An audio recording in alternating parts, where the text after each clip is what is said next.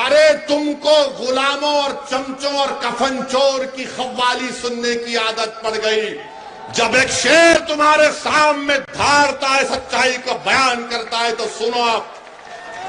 लोग बोलेंगे वैसी तेरी तकरीर से तो कोई इलेक्शन नहीं जीतता।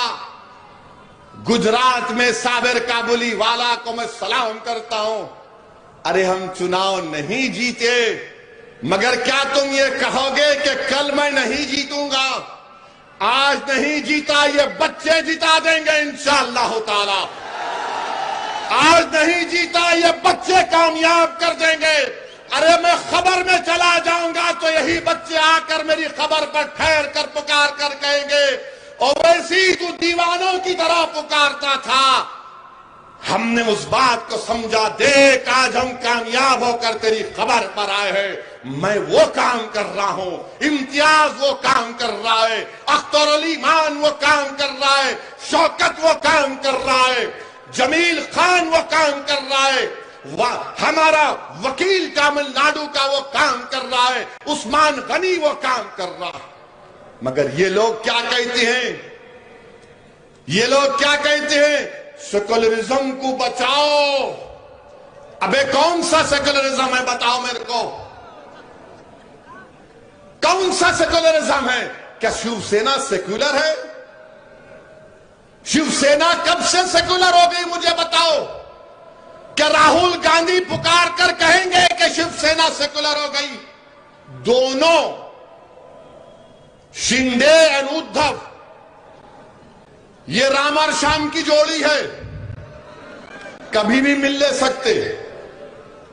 मगर आप सिंपैथी नहीं है।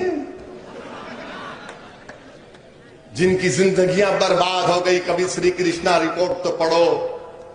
जुनैद और नसीर के घर पर कांग्रेस का चीफ मिनिस्टर गेहलोत नहीं गया। 2 दिन पहले एक शादी में गए, वहां से आधे घंटे के रास्ते पर जुनैद का गांव था, घाटनी का, नहीं गए। ये कांग्रेस के नेता पूरा भारत फिरे, पैदल पैदल पैदल पैदल पैदल, मगर वहां नहीं गए। मेरे अजीज दोस्तों, ये कौन सा सेकुलरिज्म है कि आज पूना में इलेक्शन हो रहा है, कस्बा में।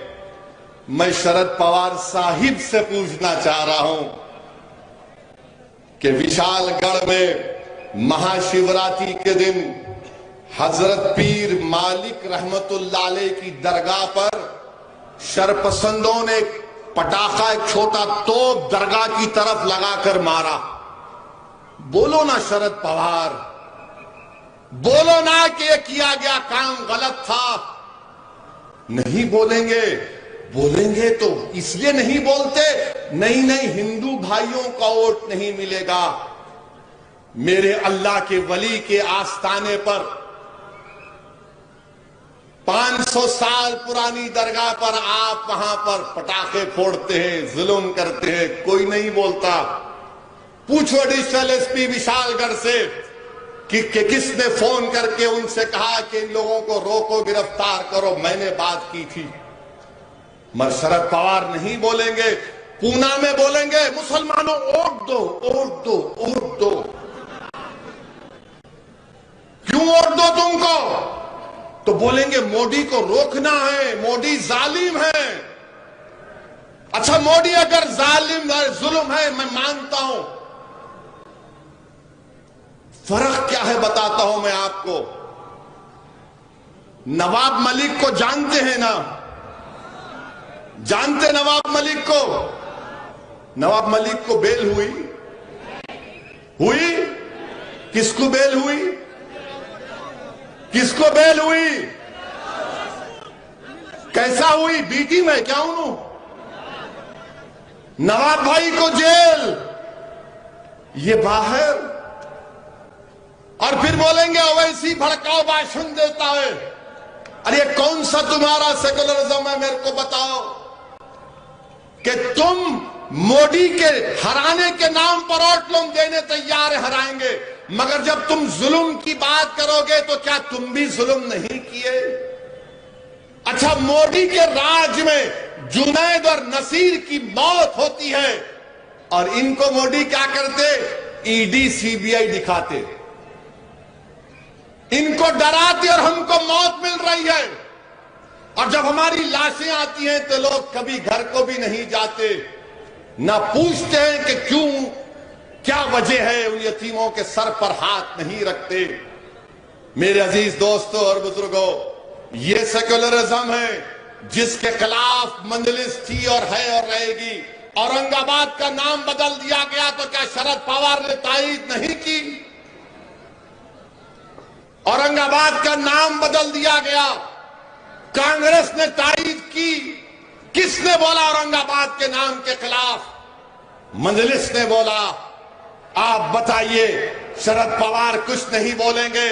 क्या आपको मालूम यूनिफॉर्म सिविल कोड के नाम पर मोदी और आरएसएस हमको, हमारी शरीयत हमसे छीनना चाहती है?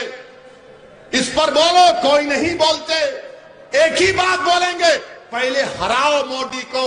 अरे तुम बोलो तो सही, मेरे वजूद का इकरार तो करो। मुस्लिम रिजर्वेशन के बारे में बात करो, नहीं बात करेंगे। क्या यह बात सच नहीं है कि महाराष्ट्र में मुसलमानों को रिजर्वेशन मिलना चाहिए? उन 100 बिरादरों को आज महाराष्ट्र में सबसे कम ग्रेजुएट अगर किसी के हैं तो मुसलमान हैं। आप मुमरा में रहते हैं, आपको मालूम कि कितने मुसलमानों के पास जमीन है, कितने मुसलमानों के पास जमीन नहीं है, कितने, सबसे कम मुसलमानों के पास जमीन है, सबसे ज्यादा लैंडलेस मुसलमान है, सबसे ज्यादा ड्रॉप आउट मुसलमानों का है। रिजर्वेशन नहीं मिलता। अरे उद्धव ठाकरे की चमचागिरी करने वालों, कांग्रेसी और राष्ट्रवादी वालों, क्या तुम्हें मुसलमानों का रिजर्वेशन क्यों नहीं दिलाया? नहीं दिलाया क्योंकि आप ताकतवर हो जाएंगे।